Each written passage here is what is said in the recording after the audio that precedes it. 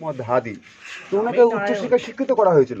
তো হাজি সাহেবের মৃত্যুর পর মানে মোহাম্মদ হাদিকে সেই সময় দিল্লিতে সম্রাট ছিলেন ঔরঙ্গজেব, ঔরঙ্গজেবের দরবারে ওনাকে অ্যাকাউন্টেন্ট হিসেবে কাজে লাগানো হয়েছিল স্যার।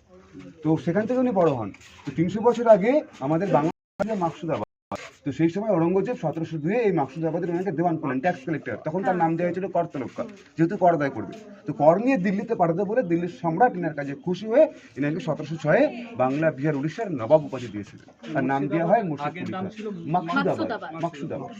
এই গাইডরা অনেক সময় এই একটা ট্যুরেই আমরা দুরকম, মুর্শিদ কুলি খায়ের আগের গাইড আমাদের, উনি বলেছেন যে ওনার ব্রাহ্মণ পরিবারের ছেলে একটি মুসলিম মেয়ে, মানে নিম্ন সম্প্রদায়ের মেয়েকে বিয়ে করার জন্য ওর পরিবার মেনে নেয়নি, তাই তিনি স্বেচ্ছায় মুসলিম ধর্ম গ্রহণ কথা বলি করেছেন। স্যার আপনাকে, আপনি আমার মানুষ, আপনার আমার কথা বিশ্বাস করবেন কেন? গুগল সার্চ করুন কোথায় কি লেখা আছে সব। হ্যাঁ, মানে বলেছেন এটা, আমি এটাই বললাম আগে গাইড। ঠিক আছে, আমি যেটা জানবো না স্যার সেটা বলবো না, যেটা সঠিক সেটা আপনাকে ইনফরমেশন দেবো। কারণ আপনারা ফ্যামিলি নিয়ে পরিবার নিয়ে আসেন, আমি আপনাকে যেটা বলবো আপনার পরিবার বা বাচ্চাদেরকে কিন্তু আপনি জানলে সেই শিক্ষাটাই দেবেন। কিন্তু যদি আমি যে রং বলি আপনি কিন্তু রংটাই বলবেন, তাই না? সঠিকটাই বলতে হবে। বাবু বলো। সিরাজউদ্দৌলা সেনাপতির নাম কি? সিরাজউদ্দৌলা সেনাপতি বলতে গেলে বাবু মীর মদন, মোহনলাল, এরা সিরাজের সেনাপতি ছিল। গুগলে দেখা যাচ্ছে মীর জাফর। হ্যাঁ গুগলে দেখা যাচ্ছে মীর জাফর। বাবু বলি বলি বাবু তোমাকে পুরোটা খুলে বলি। সিরাজউদ্দৌলা দাদু আলীবর্দী খাঁ যখন মারা যায়, আলীবর্দী খাঁ মারা গিয়েছিল বাবু 1756-এ, ঠিক আছে বাবু। 10ই এপ্রিল মারা গিয়েছিল ভোর 4টের সময়। তেমন টাইম টেবিল তুমি সার্চ করে নিতে পারো, আমি ঠিক বলছি না ভুল বলছি। তো মারা যাওয়ার আগে কিন্তু মির্জাফরকে ওকে মানে ডেকে, মানে সিরাজ তো খুব অল্প বয়সী ছেলে ছিল, তো সিরাজকে মানে সেই সময় কোরআন ফোরান ছুঁয়ে কিন্তু অনেক কিছু কিরাফিরা কাটিয়ে কিন্তু এই মির্জাফরকে বলেছে তুমি ওর সাথ দিও। তো মির্জাফর পরবর্তীতে বিশ্বাসঘাতকতা করেছিল মসনদের লোভে। আর বলি বাবু, মির্জাফরের গল্প শুনেছি কিনা জানি না, মির্জাফর কিন্তু বাবু আমাদের এই দেশেও নন, মির্জাফর ছিল আরব কান্ট্রির। আরবের একজন সুলতান ছিল যার নাম হচ্ছে ইব্রাহিম তাবুতিয়াদ। ইব্রাহিম তাবুতিয়াদের 22তম বংশধর হচ্ছে আহমেদ নাজাফি। আহমেদ নাজাফির 6 জন ছেলে ছিল, তার মধ্যে সেকেন্ড পুত্র হচ্ছে জাফর আলী খাঁ, যাকে আমরা মির্জাফর নামে চিনি বাবু। ওনার নাম হচ্ছে জাফর আলী খাঁ। মীর শব্দের অর্থ হচ্ছে বাবু সর্দার, পার্সি ভাষায় এটা উপাধি। মীর জাফর আলী খাঁ ওনার পুরো নামটা বাবু, মানে সর্দার জাফর আলী খাঁ ওনার নাম।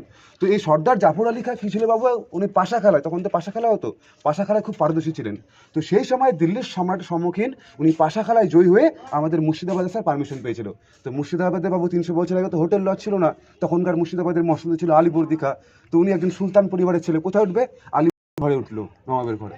তো আলীবর্দীর ঘরে আলীবর্দী দেখলো যে সুলতান পরিবারের বোন ছিল যার নাম হচ্ছে তোমার শাহ খানম। এই শাহ খানমের সাথে মির্জাফরের বিয়ে দেয়, আর মির্জাফরকে প্রধান সেনাপতি ঘোষণা করা হয়েছিল বাবু। বুঝতে পেরেছি তো? চলো, আর এইটাকে বানিয়েছিল মুর্শিদ কুলি খাঁ, বাংলার ফার্স্ট ফাউন্ডার মুর্শিদ কুলি খায়ের 5ম সম্রাট হচ্ছে সিরাজউদ্দৌলা, তাই তো? মুর্শিদ কুলি খাঁ জেনারেশনের ওরা পরবর্তী আলাদা। আমি আপনাদের বলে দিই বাবু, শুনো। মুর্শিদ কুলি খাঁ হ্যাঁ মেয়ের ঘরে, মানে আলীবর্দী খাঁ হচ্ছে মুর্শিদ কুলি খায়ের 5ম মায়ের ঘরের দাদু। না, আমি সেটা বলিনি, 5ম জেনারেশন সেটাই বলছি স্যার। আমি বলছি আপনাদেরকে বাবু, শুনো। মুর্শিদ কুলি খাঁ ফার্স্ট নবাব, মুর্শিদাবাদে 18 নবাব ছিলেন। মুর্শিদ কুলি খাঁ ফার্স্ট, যিনি 1706 থেকে 1727 পর্যন্ত মসনদে। সেকেন্ড মুর্শিদ কুলি খাঁ জামাতা, তোমার মীর কাসিম আলাদা হয়ে গেল। মুর্শিদ কুলি খাঁর পর হচ্ছে সুজাউদ্দৌলা, সেকেন্ড নবাব।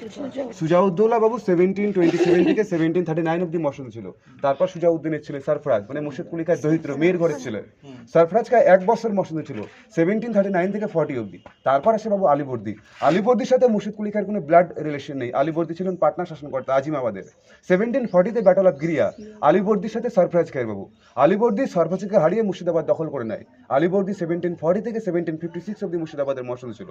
আলীবর্দীর পর আলীবর্দীর দহিত্র সিরাজউদ্দৌলা, বেঙ্গলের লাস্ট ইন্ডিপেন্ডেন্ট নবাব। সিরাজ 14 মাস মসনদ ছিল, 1756 থেকে 1757 ব্যাটল অফ পলাশিনী পরাজিত হন। তারপর মির্জাফরের জেনারেশনে 13 নবাব মুর্শিদাবাদের মসনদে ছিলেন। ফার্স্ট মির্জাফর, সেকেন্ড মির্জাফরের জামাতা মীর কাসিম, থার্ড মির্জাফরের সেকেন্ড ওয়াইফে ছিল নাজিমউদ্দৌলা। তারপর নাজিমউদ্দৌলার ভাই সাইফুদ্দৌলার ছেলে মোবারকদৌলা, তার ছেলে বাবর আলী, আলিজা, ওয়ালাজা, হুমায়ুনজা, ফরাদুনজা, হাসান আলী, ওয়াসিফ আলী, ওয়ারিস আলী।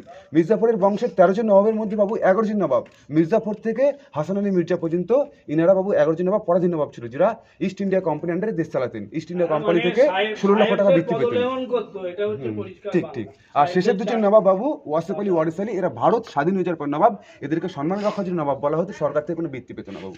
চলো এবার গিয়ে মন্দির দেখো।